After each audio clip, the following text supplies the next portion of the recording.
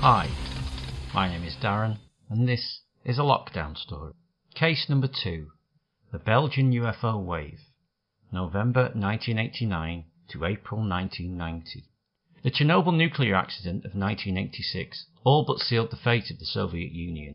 A once mighty leviathan, the country was exposed as being poorly run, underfunded, and incapable of coping with the economic fallout and humanitarian cost of the disaster. By November 1989, Europe was on a knife edge. The Berlin Wall had fallen, the collapse of the Soviet Union was underway, and its satellite states in Eastern Europe were also falling. Military and political analysts were concerned over the safety of Russia's nuclear weapons, and Western intelligence services started to hear rumours of political dissent in the Soviet military. Amidst the political and cultural chaos, some visitors came calling to Western Europe. Starting on November 29, 1989, a flood of reports started to come in across the country of Belgium of mysterious objects in the sky. One of the first reports came from 2 service gendarmes, and they registered a sighting of a large triangular-shaped craft brightly lit on each corner, silently hovering over a field.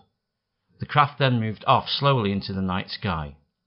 They followed its path for some 30 minutes and watched as it appeared to follow what they described as some kind of ground search pattern, before it was joined by another object of a similar configuration and moved away quickly. The police dispatcher who had recorded the report of the sightings with some scepticism was in his office looking out of the window in the direction of the sightings, also then reported bright lights in the sky and a triangular-shaped object. 6 minutes later, north of the original sighting, 2 other gendarmes made a similar observation, possibly of the same craft. All of these sightings took place within a 20-mile radius and occurred within an hour of each other. Over the course of the night, 11 other gendarmes and over 100 citizens reported sighting a similar object. Between November 1989 and March 1990, hundreds of additional sightings were recorded, drawing the attention of the Belgian military, who, given the heightened political tensions of the time, were extremely concerned about possible incursions and military action from the failing Soviet state. Keen to get to the bottom of the matter, the Belgian Air Force decided to retain 2 F-16 fighter jets on alert to respond to any sightings, with the pilots having orders to intercept and identify what the craft was. For context, the F-16 Fighting Falcon was, in 1989, a state-of-the-art, single-occupant, highly manoeuvrable fighter jet that was the mainstay of 26 air forces worldwide. It's capable of travelling at Mach 2, twice the speed of sound, and is equipped with modern sensors and considerable armament. In March 1990, following another explosion of sightings in the Brussels area, a ground-based NATO radar tracking station picked up an unidentified aircraft in an area corresponding with witness reports, and the F-16s were scrambled to investigate. What followed was a cat-and-mouse game, and the F-16s were most definitely the mice. The pilots located the object but could not catch it. Every time they approached, it sped away, and in doing so displayed some amazing performance, accelerating past the speed of sound without making a sonic boom, and then, more remarkably, rising from 7,000 feet to 10,000 feet, and then back down to 500 feet in the space of a few seconds at over Mach 1. A manoeuvre so intense that it would have killed a human pilot from G-force stresses.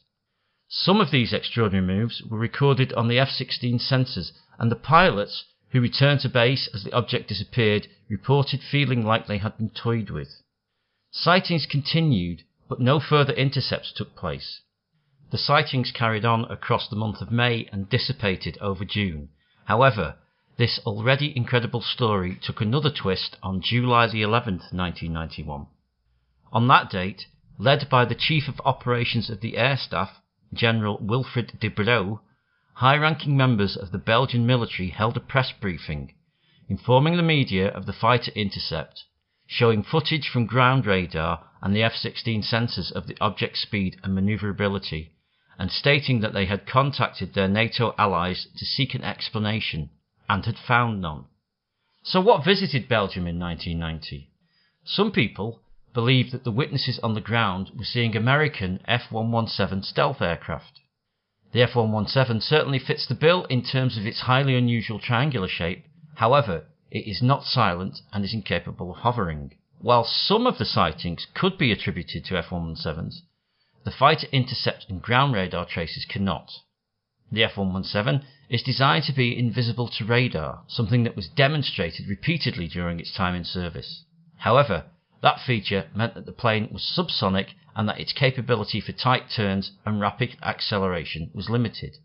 The other prominent triangular stealth aircraft in the world, the B-2 stealth bomber, had only undertaken its first flight in July 1989 and was not operational at the time. The B-2 is large and cannot carry out any of the manoeuvres described by the F-16 pilots. No other military was working on or deploying stealth aircraft at the time. Furthermore, it simply does not make sense to risk an international incident by flying a highly secretive test aircraft over an independent sovereign nation at a time of heightened political tensions. Oddly, the incident nearly caused a diplomatic spat between Belgium and the USA because the Belgians initially refused to believe the response from the USA that none of its stealth aircraft were operating in their airspace. Some investigators have suggested witnesses saw helicopters. However, helicopters are not silent, and the sheer number of witnesses to the objects belies that idea. Furthermore, no helicopter in existence can outrun or evade an F-16. Similarly, a frontline NATO air force is not going to put its reputation on the line at a public press briefing without conducting extensive research of its own first. Explanations then are somewhat limited.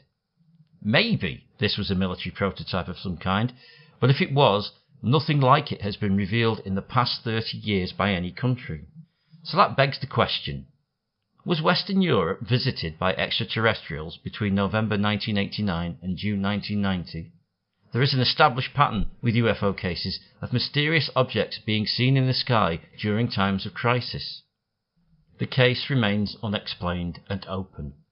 If you like what you've heard, please comment, subscribe and spread the word.